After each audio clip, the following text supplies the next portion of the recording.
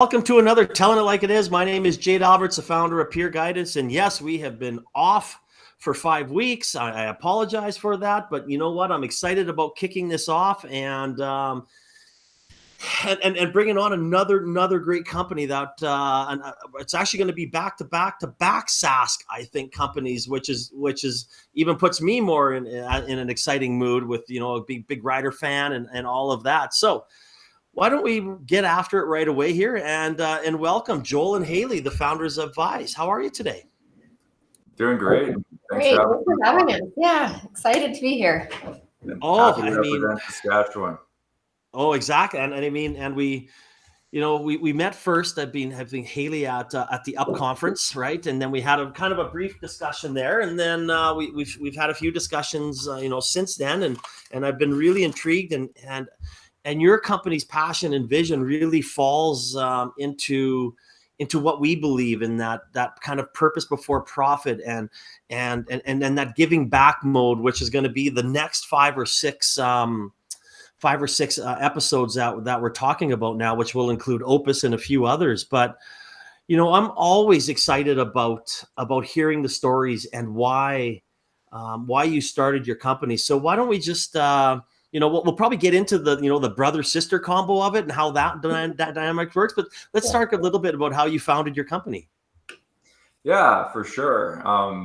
We're actually proud brother and sister team, and we've got other sisters as well and other things. So looking forward to talking about that. But yeah, through the pandemic, we came from a digital marketing background, and we saw the starting with digital marketing and all the analytics that came available and how much better it can be and how powerful those analytics were. And then the pandemic hit, and we saw a similar trend where the digital adoption of a tool like Teams or Slack or whatever it may be went up. And then also everyone went home. So there was like this lack of visibility. So we created a tool. It was a collaboration-based tool to help companies digitally manage. So now, that opportunistic pass in the hallway, things like that you were missing.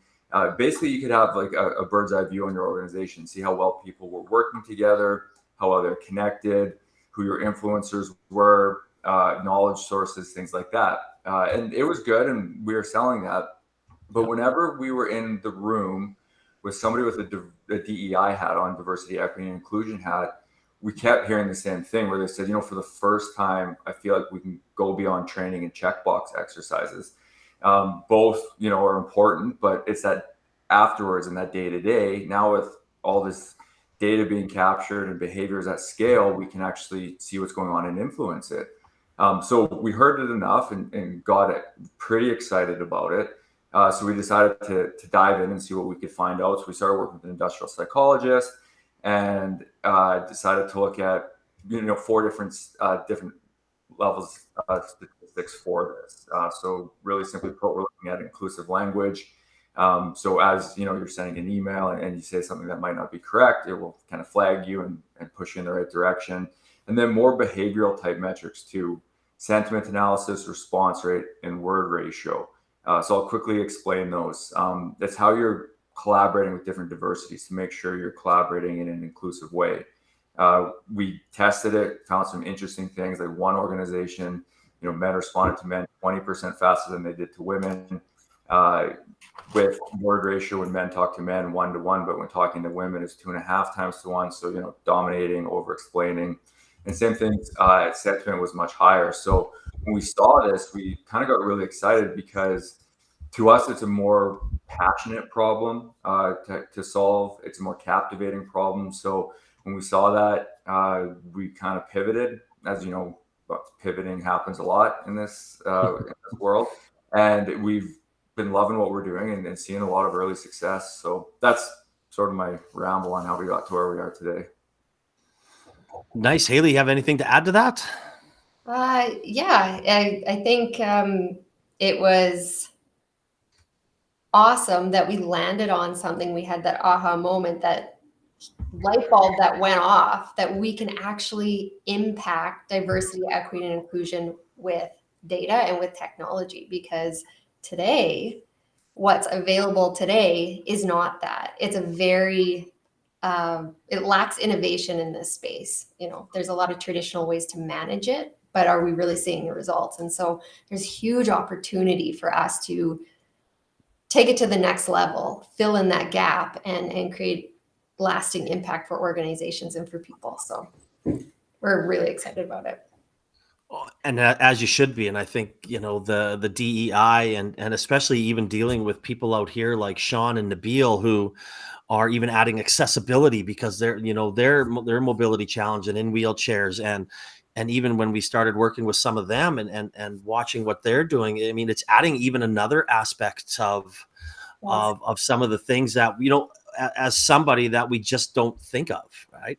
Mm-hmm. Yeah. And I think of the way we speak, and I know I've talked about this and we've had it before, and I know myself, I always, we have our daughters, 2 years. And even when we were out at nationals there and worlds, it'd be like, oh, you guys played well. You guys did this. And it's not something that I mean to say it. It's just something that I think is so ingrained in the back in my memory, the way I talk. Maybe it's all the coaching I did in hockey or things like that. But now that even when I'm with our daughters and their teams and coaching and doing that, I mean, it's no meant to be disrespectful, but it's very hard for people to change the way they speak. So I imagine that there's some challenges even with the way that I type and write and things like that. So how do you guys talk, or how are you looking at changing somebody's, I guess, speech patterns in a way? Yeah, you make a really, really good point. And I think when people look at it that way, they're not intending to hurt anybody. They're not intending to say something that's harmful. It's not coming from that place. It's more so, though, if we flip it and look at the person who's receiving it. How is it landing with them? And how does that impact their day-to-day lives? How does that impact them in their workplace and how they can actually do their work and show up and engage and be that person that they were hired to be? And so it can be, when we look at it that way, it's a little bit, it's easier to understand. What do we do today to answer, is it challenging? It's absolutely challenging.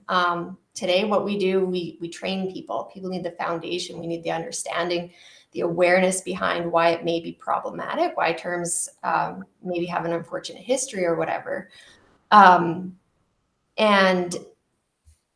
when people have that awareness, that's fine and it's really good. But it's been proven that doesn't actually stick with people. People are really left to their own devices after training to be motivated enough to put that into action, to be aware, to stop and think, hey, maybe I don't want to use guys in this context, or maybe I don't want to use this term when I'm speaking to somebody. And that can be very challenging. And so that's where we come in and say, okay, how can we make this part of your day-to-day workflow?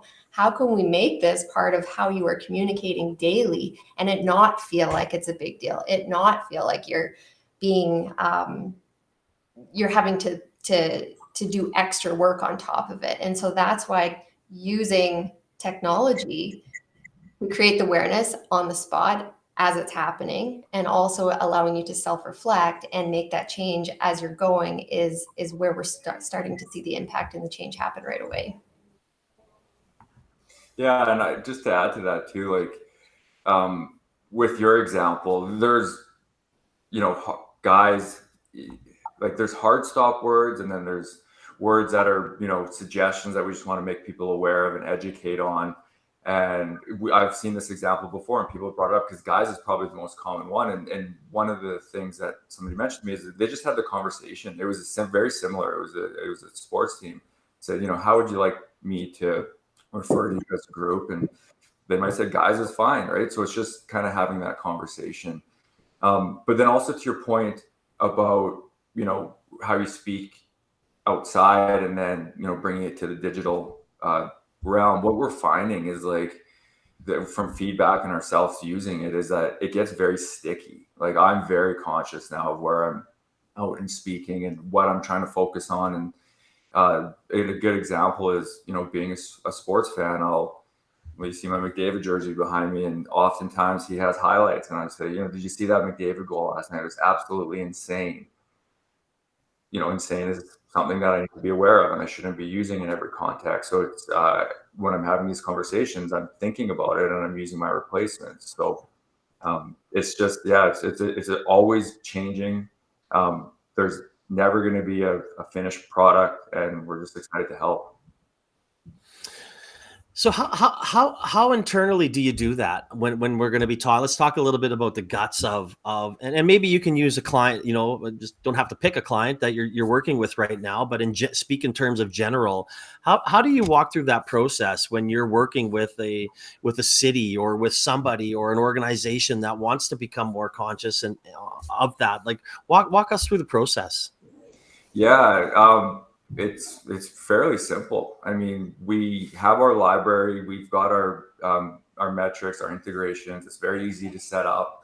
I guess the first step that we would go through is a library review, because some people like to add things. One of our customers has an international focus. They've got offices in Europe and in the US and in Bali as well. And they have words that we're unaware of, like Chinese whispers is what a lot of people in Europe call rumors. So they'll go through, they'll add words like that. They'll take words out because there is by stock, a lot of harsh words that are probably not needed. So that's a simple step. And then it goes live to the groups. It integrates right within Outlook and Word as an add-in, and then right within Teams. It's in your left menu, so you never have to navigate out, and you can set up watch lists as well. So I mentioned my example before. Like my watch list is set up around ableistic type words, so I can focus on that. And as I get better, I can move them out and add new words into my watch list. So it's by design, it's an easy adoption for sure. Hailey, anything to add? Yeah, I just want to also add that this is a self-reflection piece. So this is not the company, the organization saying, you're bad for using that word, or even us saying that. This is everybody gets their own tool based on where they're at in their knowledge in the diversity, equity, inclusion space, because everybody's coming from different background and lived experiences. And they literally can use it to understand where they're at and where they need to work on without anybody else being involved. And I think that's one of our biggest value propositions, because what's available today, let's say you go through training in your organization, they bring it in, they do a group setting and everybody's there. Nobody wants to be the person in the room that accidentally said or says, the wrong thing. That can be very embarrassing and it can be damaging. In a lot of ways, and just depending on the culture of the organization, it can also be a good thing to have those conversations. I'm not saying that, but for people to actually get past that feeling of, I'm doing something wrong, I better just not say anything at all. It's important to understand where you're at without any extra noise. So you can understand where you're at, you can learn about it. Nobody else is going to see this information. And I think that is how you help people through that conversation, how you actually impact change over time. Yeah, and that's a good point here that you brought up, because that's some of the feedback, you mentioned customers that we get is how much more comfortable they feel learning in this space, because it's themselves, it's self-reflection, it's right within their workflow. So yeah, thanks for bringing that up. No, I think that's very interesting, right? When it's going to be very, very cultural, very business. I mean, if you're going to be dealing with an Indigenous organization, or if you're dealing with somebody over in Europe that is maybe dealing with 4 or 5 different cultures. So I definitely see the point where it has to be very, very, I guess targeted or client specific, especially at the beginning. Yeah, for sure. And to be honest, this space is never, as Joel mentioned, like we will constantly be evolving, because the space and diversity, equity, and inclusion, the work will never be done. There's always something new to learn. Nuances change so quickly in this space. And, geography is just, is not a big deal anymore when it comes to global organizations. People can work remotely wherever they want. So now you have all of this diversity at your fingertips, which is awesome for an organization. There's so much to say how impactful that can be to your bottom line, to everything. We just need to catch up. We need to make sure that we have the support in place to make that happen smoothly. And so staying on top of it and making sure that the tool is iterated constantly is a big challenge, but it's a challenge that we're up for. And we get to talk to a lot of extremely cool people along the way. Oh, I bet. Again, I'm talking with Joel and Hailey, the founders of Vize. You can just click on their website, vizelabs.ca, in the comments section. I just kind of want to touch on this a little bit because, I mean, I've always had, we've had co-founders on here. We've had family co-founders on here, as are you. Why don't we talk a little bit about, before I get there, actually, I've had a family psychologist on here talking about the pros and cons and how to separate the boardroom table from the dinner table. And I know you don't live together, you have your own lives, but I mean, let's talk about some of the pros and cons of being a brother-sister entrepreneur team. Good question. To be honest, and this is going to sound super cheesy, I don't think I can name a con. It's just the way we are. We were raised very closely. I mean, we're small town Saskatchewan. Haley's actually married to my best friend. Like, it's like we grew up a grade apart in school, so we're always really close. The pros, yeah, like, I mean, it's enjoyable. Like, when you're working more for the benefit for the person across the table from you than you're working for yourself, I feel like you have, more of a will to get things done. And then Haley's family, and then extended, like, we have more of a reason, I think, to do things and get successful. Whenever something, like, we do scrap over things for sure, but it's easily resolved. It doesn't last. I mean, we grew up having issues with each other from time to time, so we know how to get to get it over and get it done with. And with that said, too, is like we can have real conversations and make sure to get it done. Yeah, I don't know. I love it. I get excited just thinking about it. We have another group of companies with my other sisters involved that we were former partners, and I mentioned the digital marketing agency at the beginning. So two sisters there. Haley's husband is in one of those other companies with Ashley, our other sister's husband. My wife takes care of kind of the books for all the companies. So it's great. And when you mention the supper table being the boardroom table, that happens all the time. But again, like, we're passionate about it. We love it. Like, it's not like we got to leave work at home. Like, it's okay to have these conversations when we're at the lake together. And yeah, anyways, Haley, you jump in on. Yeah, I think, when people find out that we are brother and sister, do you know what their reaction is? It's, I could never do that. I don't know how you do it. Good for you. 99% of the time, that's what we hear. And I always think that's unfortunate because, yeah, we have our ups and downs. We do it together. But one of the best things about it is you can be totally raw and open, because Joel knows me better than I know myself, and I know him better than he knows himself. So there's nothing that he can harbor. There's nothing I can harbor that we don't get out on the table and have a conversation about and move on from. And so it's really easy to grow. It's really easy to grow and keep moving in that, right? So that's the best working relationship, whether you're related or not. Yeah. And I think, too, just quickly shout out to mom and dad. Yeah. Because they raised us to be like this when we were younger, and we did get in a tiff. They wouldn't separate us. They put us in a room together and say, make up. And just, we're always raised to be very close and have each other's best interests at heart. So, yeah. Yeah. Well, that's awesome. And I mean, we had a really good conversation about this before we went live, about family and kids and how we're raising them and what we're doing. And I think that obviously, you hope that it has a very good impact on how you turn out as adults. Because, God, I mean, I know me and my brother went toe to toe in our driveway back in Melville, right? I mean, my dad just sat there and watched. And when we're both done and bleeding, he said, all right, let's go to school. Like, I mean, that's Yeah.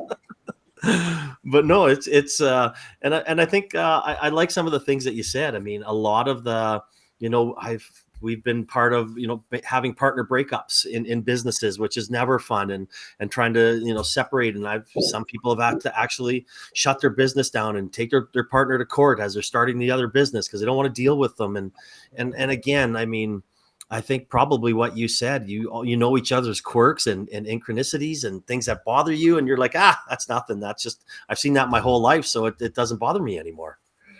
Yeah, absolutely. We embrace it. We embrace it. Like, Joel's got strengths and I've got strengths, and together, I don't know. Yeah, it's fun. It's a lot of fun.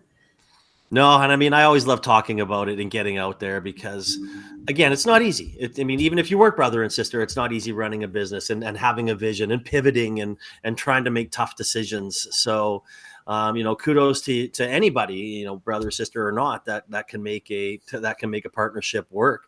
So, speaking of this partnership, you were talking a little bit about, I don't want to get into what's next yet, but I want to talk a little bit about your growth strategy and what you've done and how you've kind of taken it from that, that first client and what you have changed in the last, let's say, year or so to get to that. I believe you're probably double-digit clients already. Yeah. Honestly, like, how did we get there? Like, just continuous pressure, just always thinking, always selling. One thing that I've noticed is, like, you always have to be learning as well. Every time you're doing a pitch or doing a sale, it's like you got to look for cues and learn what didn't work and then adapt. And then it's funny, like, after 8 months or whatever it is, all of a sudden, like, things are starting to flow much better. And it's like, you don't even realize how much you've learned or how much better you've gotten. It's just such a natural process, so it will come. So that's it. But also another thing is we've got recently, like, a really exciting partnership with a gentleman here in Canada. He's come on as an advisor, and he knows diversity, equity, and inclusion inside and out. He was the founder of the Canadian Center for Diversity and Inclusion, and has since kind of gone out. So his name is Michael Bach, and he's been helping us a lot with exposure and getting more customers. So I think partnering with the right people from that regard is perfect. It's easy to find good people who are excited about similar problems to you. So look for that and work together. Yeah, and I'll just second too, like when Joel says we listen to our customers and we listen to the people that we speak with, that's driving a lot of what we do. So we're giving people what they want, which is awesome. We're not reinventing anything. Tell us what you want. We'll see how we can help you out. And organically, that's turning into, a better product. That's turning into a better, conversation when it comes to a sales pitch, or that's turning into better collateral when we hand that out. And so slowly, and as we round that out, we are starting to figure out those KPIs and those patterns that you want to have that repeatable sales cycle. So we're getting there. And that feels really good because it's taken a lot of work, but yeah, just listening, and then executing on what we've heard enough times to say, okay, this is a trend. We need to help people out in this area, or we need to, revamp our messaging over here. So yeah. Yeah, one of our advisors, Jeff Dyck, a lot of people in Saskatchewan and everywhere will know him. He said one of the most important things is to have big ears. And I remember him saying that the very first time we met, and he kind of put me to task on it, saying, like, I like to work with people who have big ears. Show me you have big ears. So yeah, just that listening piece to everything the customer's saying is a tell. Oh, I think we may have lost Jade. Yeah, that's all right. That's all right. I know one of the questions he was going to ask is what's next for Vize, so we can touch on that. What's next? We're going to continue growing. We've got customers coming in from the US. We want to continue to branch out. Again, Hailey mentioned earlier that it's borderless, so we're going to have to look at new languages. It's an English tool right now, but we want to move into French. new features, new integrations. There's so much opportunity here. We're right at such a good spot with the way that the world's gone, with the adoption of technology, and then us being able to take advantage and kind of move forward. So I don't know, the opportunity is big and we're excited. Hailey, do you want to add anything to that? Sure. And I think, what's next is looking at bringing more people on to have their hands on the tool a little bit more, because this space, as I mentioned earlier, is constantly evolving. So the more people with lived experience in diversity, equity, and inclusion who have a hand in shaping the tool and have a hand in using it is just going to get so much better. And so right now, one of the things that we're offering, or that we're trying, is to do free trials, because we are confident that when people get onto the tool, it's sticky. They like it. They're seeing impact within 60 to 90 days. They're starting to actually see tangible results, which is super cool, because this is a space that's really hard to measure. You don't get a lot of metrics. You get after the fact metrics, and metrics are sometimes checkbox exercises. How many people within this diversity have you hired? Those are the type of metrics you get today. But when you can actually start to see how people are behaving, or where people might need help, for example, in an anonymous and aggregated way, I'll just put that there, that can really help shape your strategy. So we have seen this impact, and we're opening it up to as many companies as we can to get as much feedback as we can, to help shape the tool, but also to help out get people up and running and see impact. So Awesome. I guess I'll be the interviewer here for the next little while. I know the last thing I think you wanted to touch on was advice for other founders. So Hailey, why don't you start with that one? I love this question. And I feel like I could answer in several different ways, but my biggest advice is don't do anything out of, feeling disappointed in yourself, or being despised at yourself. And what I mean by that is sometimes you can feel like, this is just an example. Maybe you're in a room full of intellects, and as a founder, you feel like the dumbest one in the room. Don't go out and get that course because you feel like you are, you're not adequate. Go out and get the course to help you to grow. Flip your mindset so that this is something that you need to do to grow. And so when you start to look at things from the growth aspect, then you start to be really clear about what is your priority. And that really matters for founders and startups, because that's going to be the foundation of your business. That's going to be what's going to be your leading light as far as your mission, as far as, where you're at your back. Big power outage in Calgary. I don't know. Power gone. Sorry, keep going. Yeah, no, we were just going through some of the questions, and my advice is do things out of self-purpose, out of self-growth, not because you feel like you're inadequate in any way, not because you feel like you need to shore up, you need to, stay on top of things in a negative way. Do it out of self-growth, and everything will feel good. Won't feel monotonous, even the mundane. Don't brush your hair because you will look like a wreck if you don't brush it because you care about yourself. Anyway, I rambled there. But. No, all good. So Jay, we're just kind of talking about, we touched on what's next, and then we're just talking about advice. So I guess my advice, two things.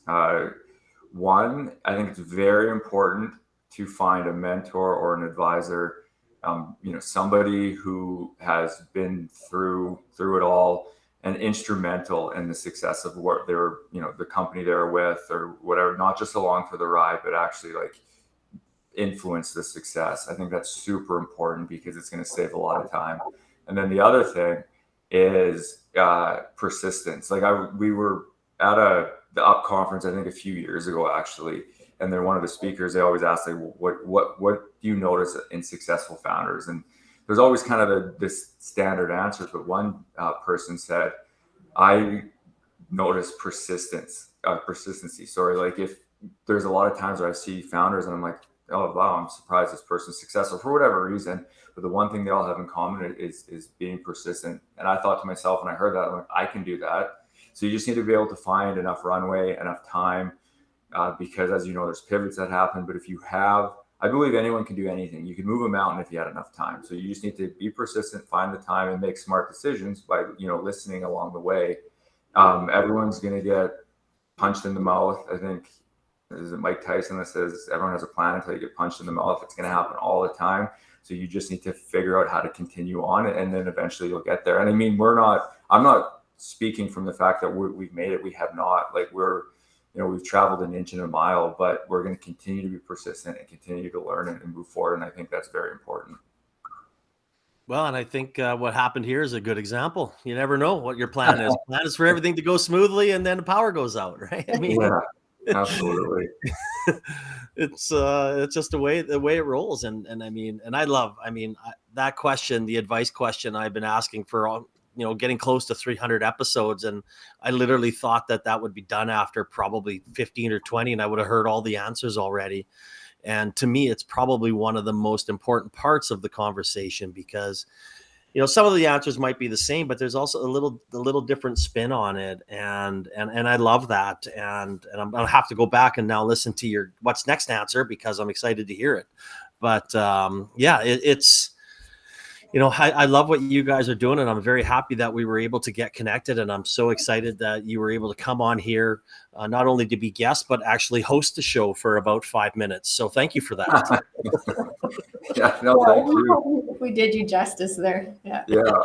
Well, again, you warned us that anything could happen and told us how to deal with it. So thank you for the yeah. When you do a lot of those, that would do that many episodes, you pretty much think you've seen everything, and then all of a sudden, that's the second time I've had the power go out. So it is what it is. I don't know why it went out. I have no idea, but I'm happy it came back on, and I was able to at least finish up and close off this conversation. And thank you guys for coming on, and I really appreciate you sharing your story, sharing your knowledge, and sharing your advice. And it's invaluable to give back and share your successes and failures as entrepreneurs and as people that are currently entrepreneurs. So thank you again.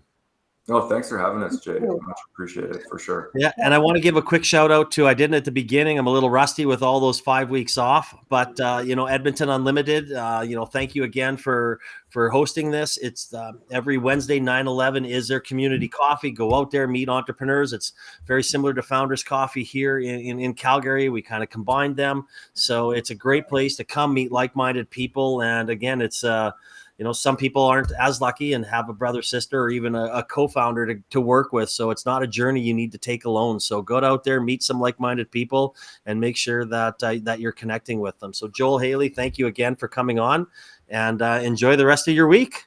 Yeah, thank you very much. Thank you for having us. All right, enjoy the rest of the day, everybody.